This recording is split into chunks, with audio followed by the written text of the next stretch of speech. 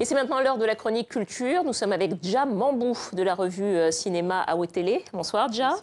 Alors vous avez vu le film de Meriem Jauber, Brotherhood. C'est l'histoire d'un jeune Tunisien qui rentre de Syrie. On va tout de suite regarder un extrait puis ensuite on en reparle. كان عندي واجب نحو إخوات المسلمين في سوريا.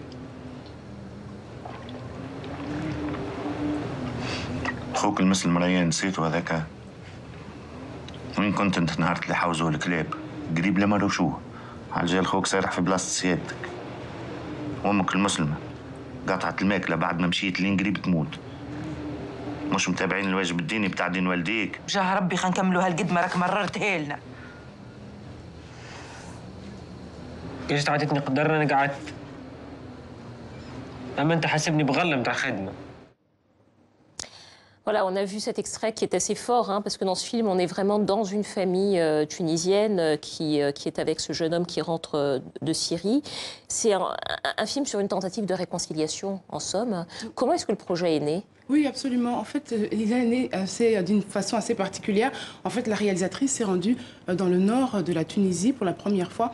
Et au bord de la route, elle a aperçu ces deux jeunes garçons qui interprètent en fait les deux frères aînés. Et ils ont des caractéristiques physiques assez particulières. Bon, ils sont roux, ils ont des taches de rousseur. C'est assez peu commun dans la région. Et ça l'interpelle assez. Et cette région, la région qui s'appelle Sejnan, qui est à une centaine de kilomètres de la capitale de Tunis, elle découvrira plus tard qu'elle enregistre un nombre élevé de départs de jeunes pour la Syrie ou bien dans tous les pays où opère l'organisation de l'État islamique. Et c'est une région où les familles luttent économiquement, où elles ont à peine accès à de l'eau potable. Donc elle s'est vraiment posé la question, mais comment font ces familles pour faire face à des situations de départ? Oui, parce que vous le dites, en fait, cette histoire-là qu'on voit dans ce film, en fait, c'est l'histoire de la Tunisie d'après la Révolution, au fond. Oui, absolument. Ce qu'on remarque, c'est qu'en fait, donc, après le départ du régime Ben Ali, il y a eu une augmentation du terrorisme, c'est vrai, mais plusieurs rebelles ont rejoint les mouvements radicaux, mais pas seulement aussi. Les jeunes ordinaires rejoignent de plus en plus.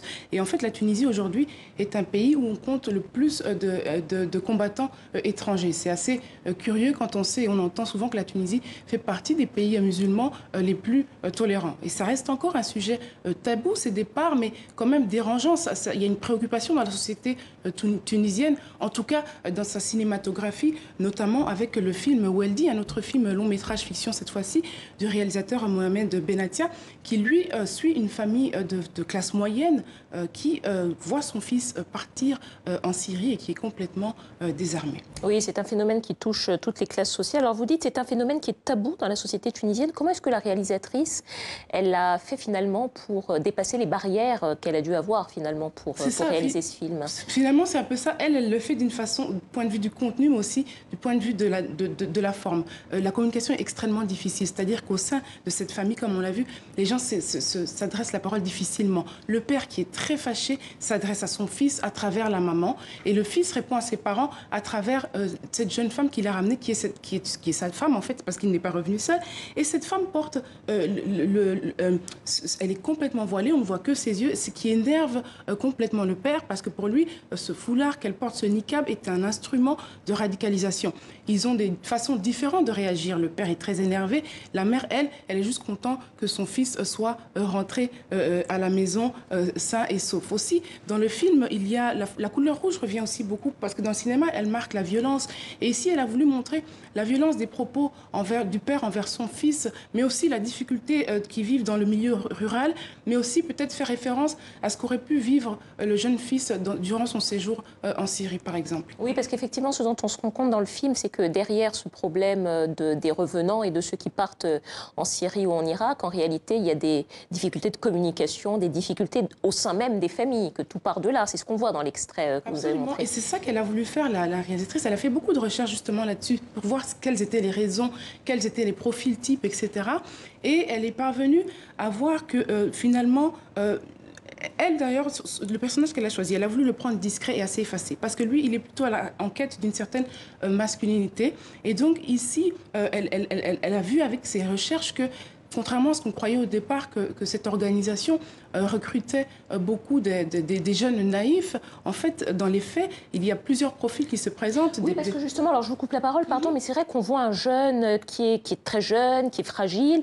Je me suis demandé si c'était vraiment un choix délibéré ou presque le fruit du hasard, ou bien est-ce que ça correspond à un profil type? Non, ces recherches ont justement montré qu'il y avait plusieurs types de personnes qui y allaient, peu importe l'éducation qu'ils avaient eue, ou bien la famille, la classe sociale dans laquelle ils étaient. Elle n'a pas trouvé vraiment d'archétype standard par rapport à ce profil-là. Et c'est ça qu'elle a voulu montrer, peut-être prendre un personnage que l'on croirait moins qui va aller vers ces mouvements-là. Surtout, ce qu'elle remarquait, ce qui est lié, c'est plutôt le sentiment d'appartenance à quelque chose de spécial. Ils ont comme l'impression de faire une mission, une bonne action dans les faits. Et c'est ça, en fait, le concept, l'idée de fraternité, brotherhood, comme vous le voyez dans ce film. Donc, il y a beaucoup à dire sur ce film. D'ailleurs, c'est son deuxième court-métrage, mais elle va certainement en faire un long. Comme vous l'avez dit, elle a gagné un prix à Toronto, donc c'est tout ce qu'on lui souhaite.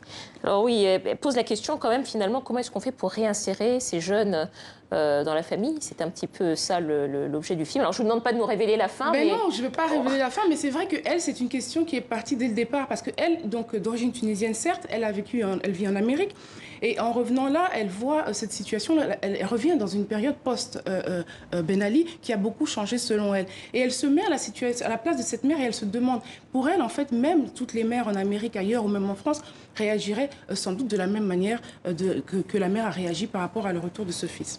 Brotherhood, meilleur court-métrage au Festival international du film de Toronto, au Canada, le TIFF. Il sera également projeté aux journées cinématographiques de Carthage en Tunisie. Ce sera du 3 au 10 novembre, c'est bien ça. Merci beaucoup, Dja. Et puis je vous rappelle que vous êtes critique de films pour la revue AO Télé, qu'on peut retrouver cette chronique sur le site de votre rubrique.